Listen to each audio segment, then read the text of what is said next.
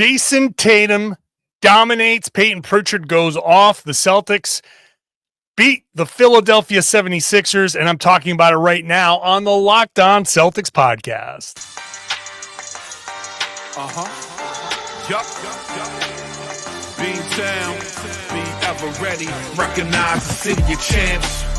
Back to back, if I say it, it's stamped. Locked on number 19, the best one, the next one. Juice loose in your pool now for the next run. It's the C's, who else could it be? What they gon' say now? Screaming like JT, Karalis, recap the madness. Every game, every practice. Best daily pod, no cap like Brad Beckett. Clutch like Drew to KP, tap in daily. Primetime dapping D White on the sideline. Raining Jace, how it started, raising business, how we finished. Locked on Celtics pod, home of the winners.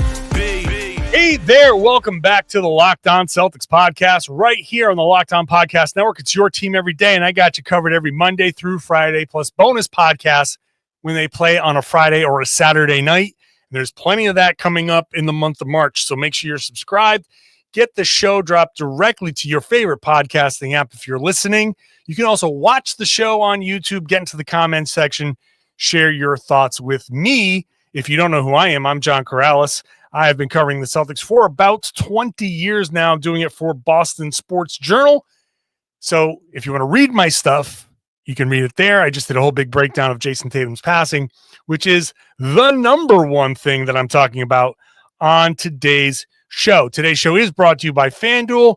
Right now, new FanDuel customers can get $150 in bonus bets if your first $5 bet wins. So, later on, we'll get into individual stuff, Luke Kornet, and where this game changed a little bit. But I got to talk about Jayson Tatum. I got to talk about that triple-double. I have to start the show with the absolute biggest story of this game, and that is Jayson Tatum's passing. He dominated this game from start to finish, even though he only scored 15 points, even though he only shot 5 of 13 overall. His fingerprints were all over this game. This was the definition of MVP level play, and to see it on a 15-point night, it highlights what Joe Mazzulla says after every game when he's asked about this kind of stuff. It's not being defined by your scoring. Not being defined by the scoring means that Tatum isn't out there just looking to drop 30, 40, 50, which he can do at basically any point. He is out there just reading the game, playing the game, and understanding what does this situation demand. And this is an incredibly important thing for Tatum to do. We saw in against the Sixers over and over and over again, where he had one pass, the first assist to Luke Kornet, where he rejects the screen, goes off to his right, steps into what looks like is going to be a three-point shot. Now, the way it's set up, he has Andre Drummond in front of him. And this was the Sixers not going with Embiid to start the second quarter because he played the whole first quarter, which, by the way, I think was a mistake. But regardless, start of the second quarter, you bring Tatum in, you got Luke Kornet, and they're going up against the Sixers team that has Andre Drummond, who is slower than what Joel Embiid is right now, and that's pretty damn slow. Tatum goes to his right, steps into a shot, what looks like a shot, and Drummond, who is in like at the top of the free throw circle, top of the key, takes that big, like, I'm going to challenge step out towards Tatum. Now, he also sees Kelly Oubre on the left and Gershon Yabusele on the right. I don't remember who the shooter was in the right corner, but Yabu was worried about him. Kelly was pressed up against the shooter in the left corner, and so the middle of the lane was wide open. And Luke, by the way, I know we'll get to more Luke later, but smart, knows where to be, just solid basketball player, says, okay, I'm going to roll here. And Tatum, with that understanding how the floor is spread out, great spacing. If I step into this shot, I'm drawing Andre Drummond, boom, bounce pass, and then Kornet free lane to the basket. Oubre comes over to challenge late, but is too far, hugged up against, I want to say it was Payton Pritchard in the left corner, who was incredible shooting wise in this game. But that's manipulating the game. That's this casual. Actually, this was the second assist to Luke Kornet, because the first assist to Luke Kornet was this off the dribble, like dribbling to his left, casual left hand pass to Kornet, who goes in for the dunk. This particular play that I was talking about was the second assist to Kornet, and same idea, right down the middle of the lane, right hand finish, 2 back-to-back strong finishes for Kornet. And Tatum's passing. Look, I told you can read my stuff on Boston Sports Journal. I did a whole breakdown, whole big story. I mentioned this after the Spurs game before the break. Scal has been talking about the passing for Tatum right now is off the charts. The way Tatum is playing right now is next level Tatum. This is the best we've seen Jayson Tatum play. And I am tending here to agree that there's no, this is, I called it the final infinity stone for Tatum. This is that final thing where I've been critical of Tatum throughout all of this, throughout his career, for I don't want to say critical. Maybe that's not the right word, but I guess my critique, whatever, of Tatum is that he didn't have that ability to manipulate the game quite like a Luka Doncic, right? I've always compared Tatum and Luka. They're same age, similar age. They're Luka is so, and just offensive now. Just offense. Luka is so natural with how he plays. Like it's a savant. He's a guy that a prodigy. I always compare them to piano players, where Luka is just the prodigy who sat down as a kid and started playing by ear. And Tatum is a guy who, as a kid, started taking the piano lessons and was really good at it, and just practice. And he became awesome. But he lacked this kind of secret sauce, this natural kind of thing where you can manipulate the game. There's a smoothness to it that he's been missing until now. This stretch is next level. I am now agreeing with Brian Scalabrine. I think this is next level Tatum. I think this is where Tatum starts to go from 4th or 5th in the MVP voting. This is where Tatum starts to join that top tier.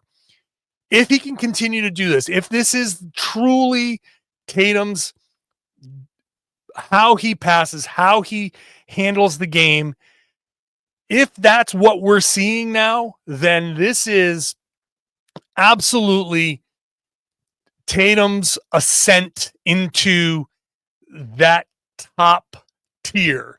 Tatum has always been seen as the top of the second tier in the NBA, which is still like first team all NBA, still a top 5 guy, but not a top 2 or 3 guy. Now, this Tatum, this level of playmaking, this control over the game, this level of manipulation, that Jayson Tatum is now in the conversation with those other guys, even with the talent that the Celtics have on the team. And that's the thing, even with all of this talent, this is becoming like, okay, Jayson is separating himself with the passing. He's separating himself with his ability to see the floor and understand, if I do this, I can get this reaction, and then I can do that. And they'll expect this. So when they expect this, I can do that. It's all connected. And I don't know, like I've said before, 27th birthday is around the corner for him. 27 is a magical age for a basketball player. Maybe something is just clicking. Maybe all of the work is finally coming together. Somehow something has snapped into focus. Whatever it is, Jayson Tatum and we saw it in this game, has been just off the charts passing. And on top of it, he has 11 rebounds and finishes with a triple-double. The first time he's had 2 triple-doubles in a single season. This is his 4th triple-double in his career. I'm starting to think like this won't be the last triple-double that he has this year. This might be the run of triple-doubles. This might be the run of Tatum getting just averaging 7, 8, 9, 10 assists now. Watch for this. Watch post-All-Star break. When we get to the end of the season, I wonder if we start filtering the stats pre-All-Star, post-All-Star. I want to know where those assist numbers are for Jayson Tatum, because I think he's going to start really, really creating easy shots for his teammates rather than passing out of situations where, oh, I tried to score, I didn't, they collapsed on me, I kicked it out.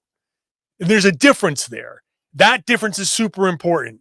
The Tatum drive, I want to score. Whoops, they stepped up on me. I know where my outlets are. There's the outlet. That could be an assist. This is Tatum point guarding. This is Tatum being like, okay, I'm setting this guy up. I'm getting this guy his buckets. I'm getting this guy easy looks. Different level, next level stuff. So very excited about the potential for Jayson here. We'll come back. Payton Pritchard is another big story, another big reason here. Payton Pritchard and that game-changing run at the end of the second, beginning of the third is coming up when I come back. Today's show is brought to you by DoorDash. NBA fans, get ready. They swoosh, you save. Thanks to Dash Pass, every time a player drops 50 or more points in a game, you score a huge deal the next day. Very simple here. When a player scores 50 or more in a game during the 25 regular season, Dash Pass members get 50% off an order, up to $10 off, the next day from noon to midnight. So, after the epic 50-point performance, maybe you're ordering wings to celebrate, pizza, burgers from your favorite spot. It can be delivered straight to your door. Maybe you've stayed up late to watch a game and you want a midnight snack. You can use Dash Pass to get something delicious while saving big. Lunch on the go with Dash Pass, so you can get your favorite meals delivered with $0 delivery fee and reduced service fees. Plus, now you can save even more with this offer. Or maybe you're just watching the next game and you want to stock up and get your meals there at a discount. Sign up for Dash Pass and be ready to save. When a player scores 50 or more in a game, Dash Pass members get 50% off on that order the next day, up to $10 off. Just use the promo code NBA50, NBA50, from noon to midnight after a 50-point game on eligible orders at participating merchants. Must have an active Dash Pass account. Terms apply. Visit DoorDash to learn more. Thank you for making Locked On Celtics your first listen every day. Now go sign up for the new Locked On Celtics newsletter, which you can get at lockedondaily.com. Just go there, click on that Locked On Celtics logo, put in your email, then Monday through Friday you get an email from me that has Celtics and NBA fantasy coverage as well from the Locked On Podcast Network, plus links to your favorite Celtics content around the internets. So go check that out, lockedondaily.com. Payton Pritchard, got to mention him, I think, next, because the second quarter was Pritchard coming in. Actually, late first quarter, Pritchard comes in, hits a couple of three-pointers. Then second quarter, hits a bunch more three-pointers and ends up 5 of 6 at halftime and ends up scoring 28 points because he gets a little bit of an extended run at the end of the game. So he just kept on hitting. Pritchard was 8 of 15 from 3. Just a monster scoring night, monster shooting night. 10 of 18 overall. So he gets a couple of layups, gets to the rim a couple times, as he does. It's incredible to watch him.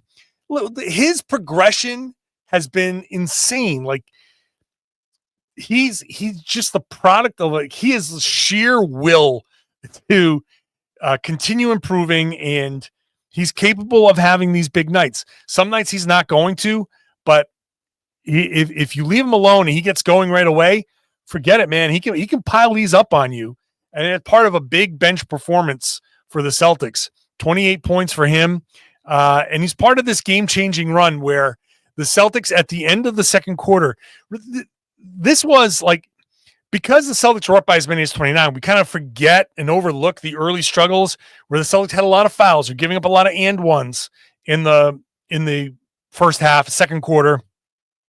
Tyrese Maxey was starting to get loose a little bit. They just were turning the ball over. So it was like within 10, like the Sixers were hanging around early on, but the Celtics won on an 8-2 run. The game was it was a 10-point game, and the Celtics won on an 8-2 run at the end of the third quarter, and then a 13-4 run. So it was a 21-6 run over the course of a couple minutes before the half and a few minutes after the half. So it was a 10-point game, and then that became a 25-point game in a hurry. Finishing, remember the other game? I forget what game it was, where the Celtics won, and I took a moment to be like, you got to finish quarters strong. And I got a little bit of blowback in the comment section. People like being a little too nitpicky. This is it. This is why you finish the quarter strong. This is exactly it. Starts and finishes of quarters. The middle of the quarter, you've got time. The other team's going to make a run. If you start a quarter strong, you put pressure on the other team. If you finish a quarter strong, now you've put pressure on the other team. They finish this first half strong. They start the second half strong. All of a sudden, boom, 25-point lead, and the Celtics are in complete control the rest of the way. So super important for them to do that. Pritchard was big.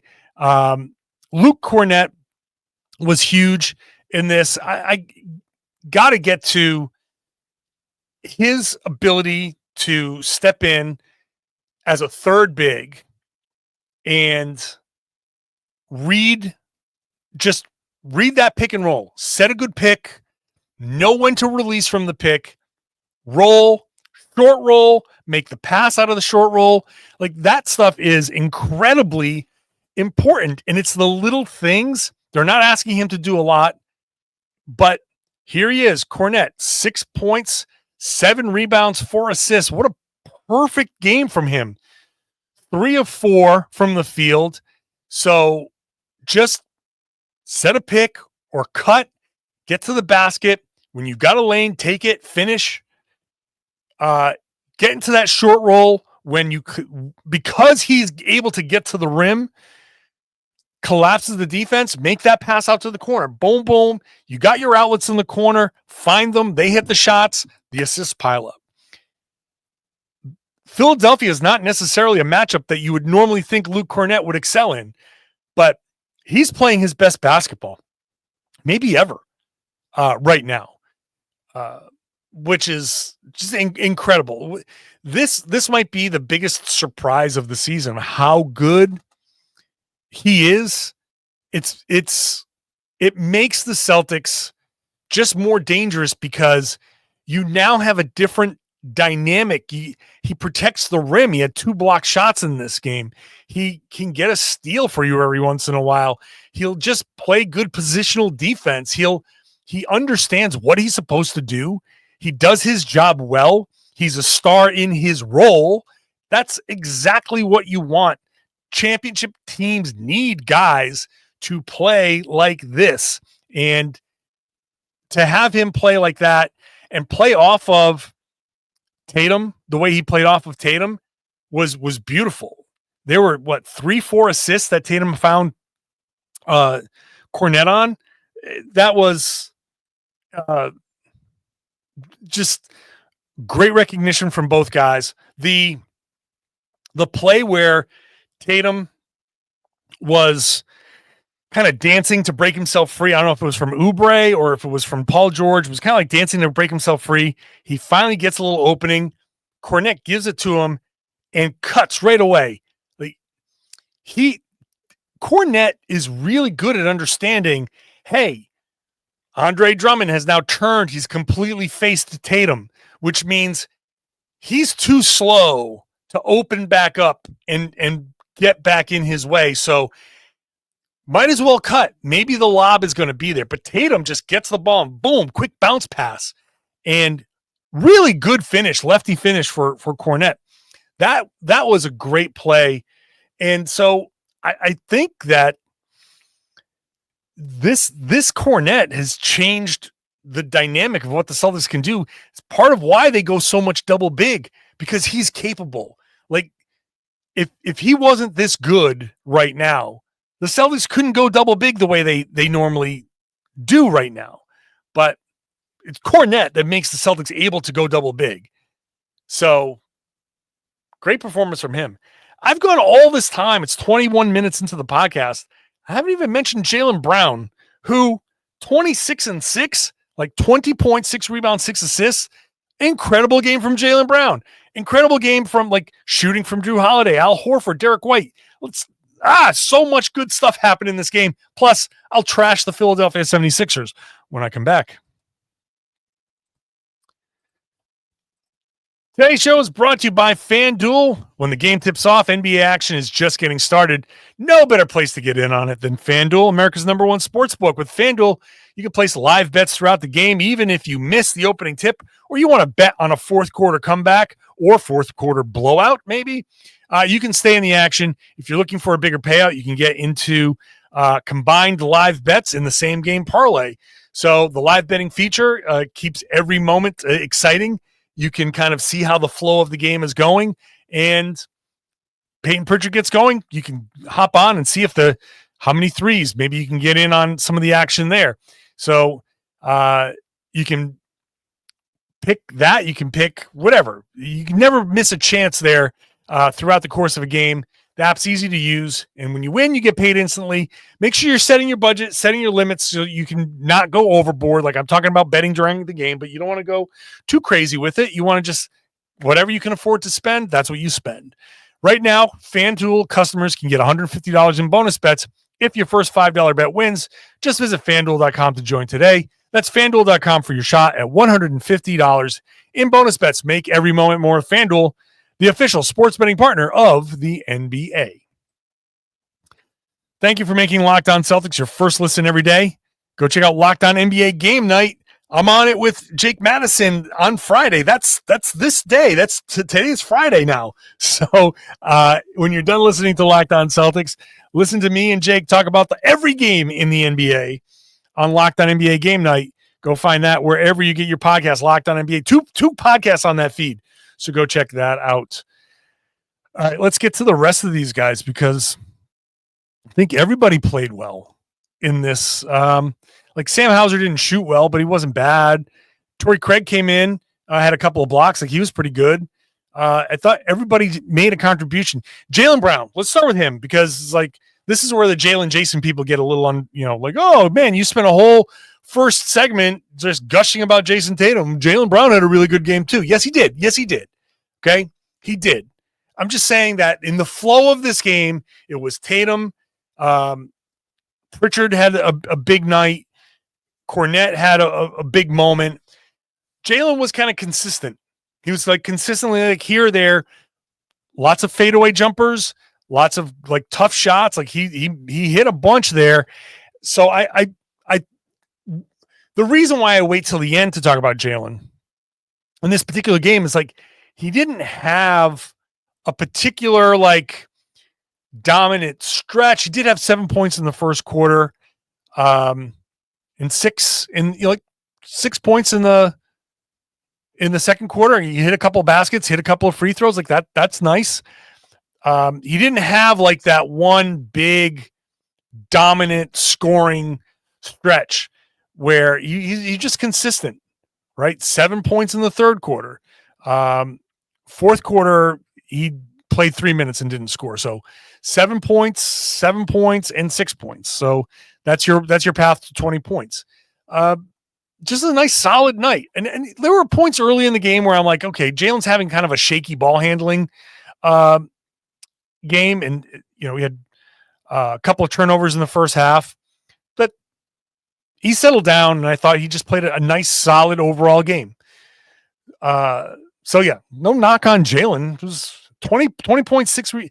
It's a testament to how good Jaylen Brown is, where 20 points, 6 rebounds, and 6 assists ends up being it was a nice night. That's a night where if I averaged 26 and 6 in the NBA, I'd be an all-star, right? And that's what Jaylen Brown is. So, good for him. It's just, on this particular night, other guys had bigger stories. Like Derek White had a great game. 16 points, 10 rebounds, chomping glass out there, D. White. Shot well, 3 of 7 from 3, 5 of 10 overall, 3 of 3 from the line. Couple of assists, just 1 turnover. Nice night for Derek White. Nice night for Drew Holiday. I think the important thing for Holiday is right away, first play of the game, he took a shot on that right shoulder that's been bothering him. Didn't phase him. Played the whole game. 20 minutes, but it's because there was no fourth quarter opportunity for him. Hit his shots, 2 of 3 from 3. Like, that's the important thing. Kristaps Porzingis, 17 points, 3 of 6 from 3. Nice night for him. Same thing. Al Horford, 3 of 5 from 3. The Celtics' 3-point shooting was a big story. 24 of 54, where the Sixers were 8 of 39. So what's that? A 16 3-point difference, right? 16? Yes. Which means 48 points difference. Right? 16? Yeah. 48-point difference in 3-point at the 3-point line. That's a big deal. Not that's the Sixers hit a bunch of threes. I mean, hit a bunch of twos, so that's why it's not a 48-point game. But like the Celtics use their 3-point shooting to really put a lot of pressure on the Sixers, because early on, like there's one point where both teams were like 9 of 16, but the Celtics had a 5-point lead because they had 3 more 3-pointers and 2 more free throws. So that's what happens when you can pile up those 3-pointers. The Celtics, that's where the Celtics can start pulling away. But Al Horford did well, and typical Al Horford defense on the Sixers. And here's where I trash the Sixers. Man, Sixers are toast. Sixers are done. Joel Embiid, Tatum targeted Embiid mercilessly. Embiid cannot guard in space. He cannot, in the pick and roll. He just doesn't have the foot. He was never great at it anyway, but he at least had some foot speed where you can at least come up to touch. You can be a deterrent. You can get out to the perimeter. No, he is slow. He is out of position. He drops extensively, like really deep, so you can step into shots against him. He's not a defensive menace like he has been. His knee is garbage, right? And he's like, this is the beginning of the end for Joel Embiid. And offensively, I thought he was a problem, like not for the Celtics, like for the Sixers. Yeah, he had 15 points. He had 9 of 9 from the free throw line. Typical Embiid grifting for free throws, a couple of questionable calls, a couple of tough calls where it's like, I guess that's a foul. Yes, it's a foul, but man, just totally playing the refs. Again, legitimate fouls, but like, oh God, that was whatever. Anyway, I thought Embiid clogged everything up. Tyrese Maxey had an opportunity because Tyrese Maxey has killed the Celtics in the past. He was he was limited. They neutered him. 6 of 10 shots for Maxey. How is Quentin Grimes taking 12 shots and Maxey taking 10? How's Kelly Oubre taking 14 shots and Maxey taking 10? How's Ricky Council getting 10 shots, as many as Maxey? Right? I expect if I turn on a Sixers podcast in the morning, that's going to be one of the things that they talk about. Maxey is their star now. And Paul George played well, right? 17 points, 7 of 14 shooting, 3 of 9 is okay. There was a stretch there in the first half that I thought Maxey could be the problem, but with Joel Embiid on the floor, he clogs things up. He slows things down. You got to throw it to him in the post. Yeah, he's effective in the post, but you don't double. You're like, okay, so you foul him. A couple of and ones, you don't want those, but it's okay. It's okay because it's just you're trading twos for threes, and he slows everything down. And he is taking Maxey out of the game for you. If the Sixers are smart, they'll just shut Embiid down, get him his surgery, and get him back at the beginning of next season. Shut it down. Let Tyrese Maxey have his fun. That's your best chance of winning anyway. So, whatever. I'm not going to waste any time here giving the Sixers advice. I've already done plenty of that. Joel Embiid was garbage in this game. If he wasn't grifting for free throws, he was not playing well. He was a problem for the Sixers, and he continues to be a problem for the Sixers. I'll leave it at that. Nice win for the Celtics. Great comeback. Great game out of the break. Now, a couple days off. Practice on Saturday. Game on Sunday afternoon against the New York Knicks. I will be there for that, so make sure you're subscribed, and you'll get your podcast directly to your favorite podcasting app. You can watch the show on YouTube, get into the comments section, and I would love it if you shared your opinion and then share the podcast. Tell everybody they should be listening to and watching the Locked On Celtics podcast here on the Locked On Podcast Network. It's your team every day.